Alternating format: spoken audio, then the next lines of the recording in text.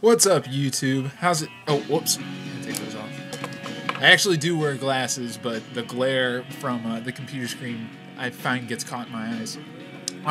So now, right after I just did my Fables the reconstruction review, and I'm gonna go ahead and do Life's Rich Pageant, and I'll probably take a break from my REM discography after I do Document.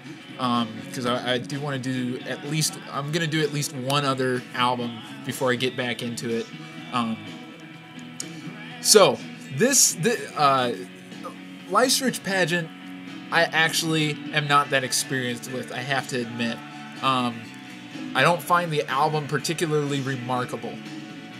I think it's a kind of a low point in their early career.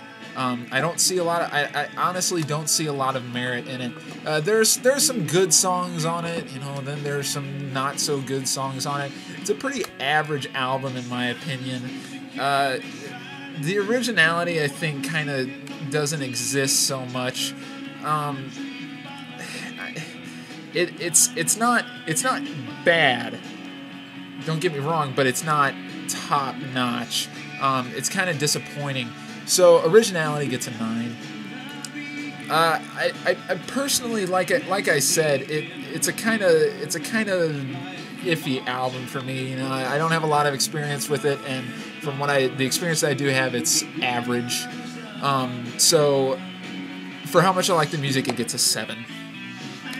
It's not bad. It's just not good. That's a really lame way of putting it, but that's the best I can do. Production is good again.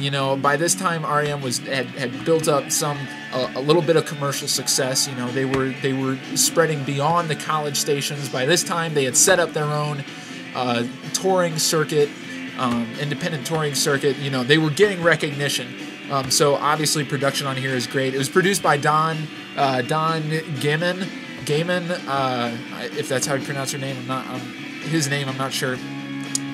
So production definitely gets a 10. The flow, again, being an average album,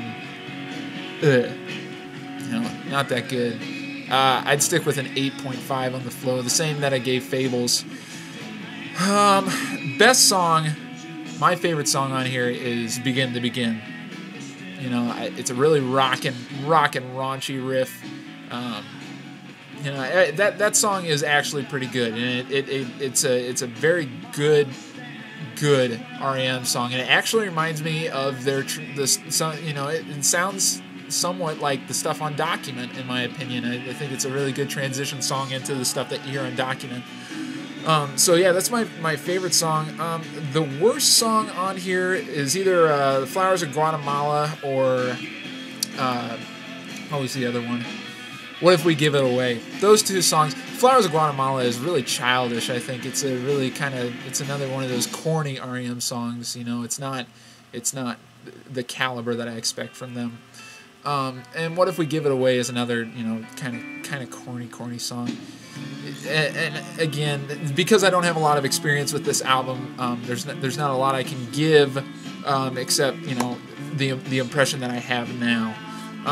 So that's the best and worst song. I would not recommend buying this album if you want to start off on REM. Like I said, I think it's a particularly average album. There's nothing really remarkable about it.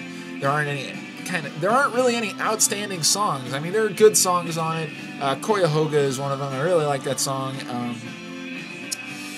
I Believe, that's another good song. And Fall on Me, Fall on Me probably is more in tune with REM's earlier stuff. The album was released in 1986. Another example of, the very next year a new album comes out. I mean, REM they were just pushing out the music for the first 10 years they were around. Really cool, really awesome.